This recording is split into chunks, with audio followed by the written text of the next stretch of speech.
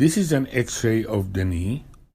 In between the femur and tibia, there is a cartilage. There are two types of cartilage. There is articular cartilage and there is meniscus in between. Meniscus is a fibrocartilage structure. The meniscus carries type 1 collagen. It is triangular in cross-section.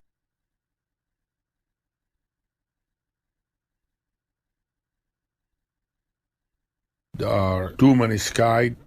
The lateral is circular and covers about 70% of the lateral tibial plateau. The medial is C-shaped and covers about 50% of the medial tibial plateau. The lateral meniscus is more mobile. The medial meniscus tear is about 3 times that of the lateral meniscus. Function of the meniscus: shock absorption, load sharing, joint stability.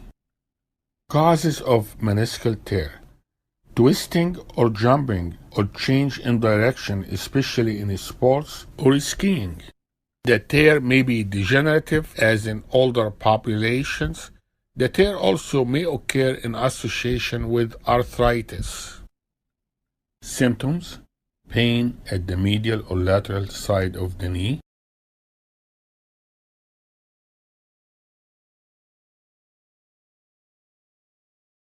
Mechanical symptoms: locking, clicking, and swelling. Exam: joint line tenderness is the most sensitive exam. You can also have posterior knee pain.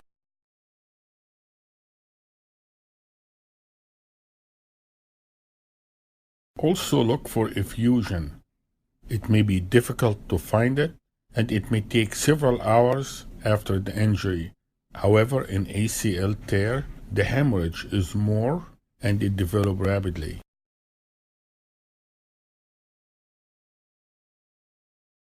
What is the test that you use? Called McMurray test. Painful pop or click is obtained as the knee is brought from flexion to extension with internal or external rotation.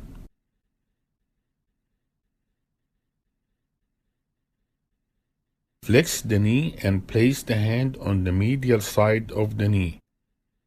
External rotate the leg and extend the knee. Feel a pop or click. The patient will experience pain. If you get that, then the test is positive for a medial meniscal tear. Sometimes they may get you in an exam a picture of the lateral meniscus. How do you know that? You can see part of the anterior and posterior meniscus in the same view because the lateral meniscus is circular, while the medial meniscus is C-shaped, so you can see either the anterior horn or the posterior horn, but you cannot see both horns at the same time in the same view. You can find the popliteus tendon there, so that's a lateral meniscus. If they ask you about the lateral meniscus, or they give you a scenario where you diagnose a lateral meniscus tear, then you will need to do the McMurray test in internal rotation.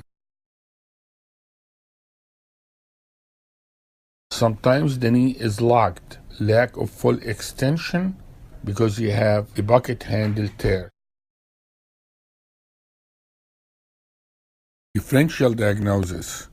The clinical diagnosis accuracy of meniscal tear is about 70%. MRI is usually done to confirm the diagnosis or to identify other problems in the knee. The differential diagnosis can be intra-articular problems or extra-articular problems. The intra-articular problems are medial plica, OCD lesion,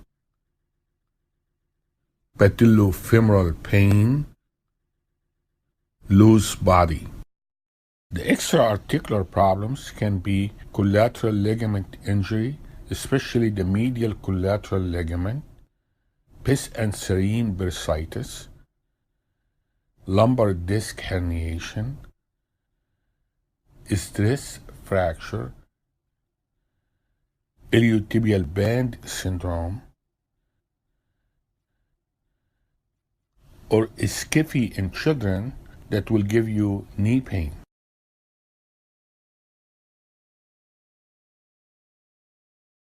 Blood supply of the meniscus. The meniscus receives its blood supply from the geniculate vessels and its capsular attachment. The peripheral 1/3 is the most vascularized part of the meniscus. We call it the red area. Tear in this area usually heals.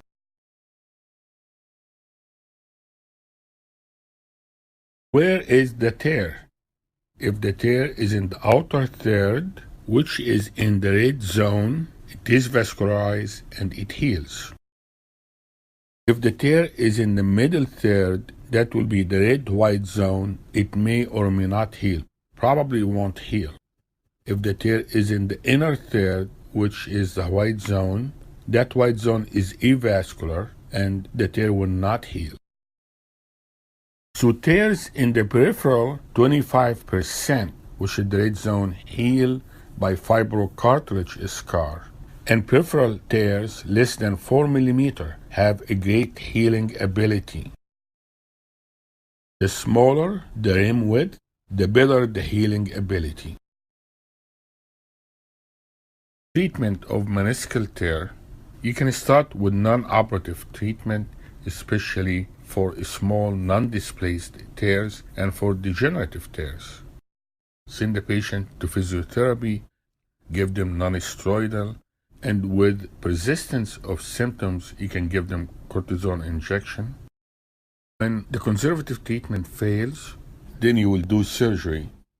The surgery, either excision of the tear, they call it partial meniscectomy, or repair of the tear.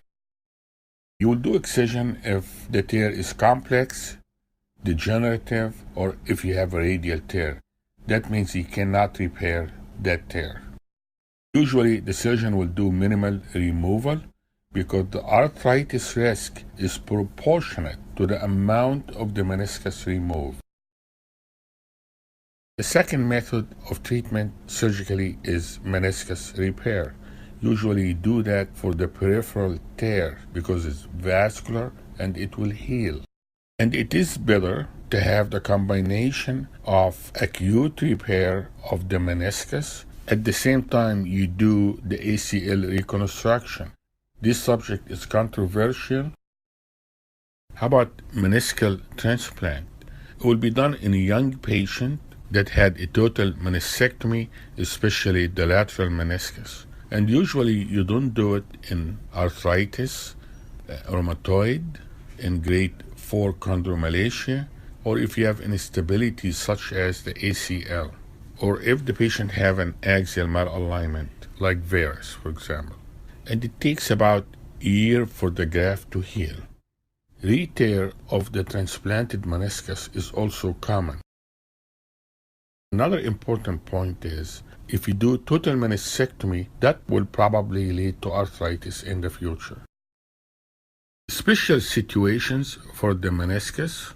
In general, the medial meniscal tear is more than the lateral meniscus.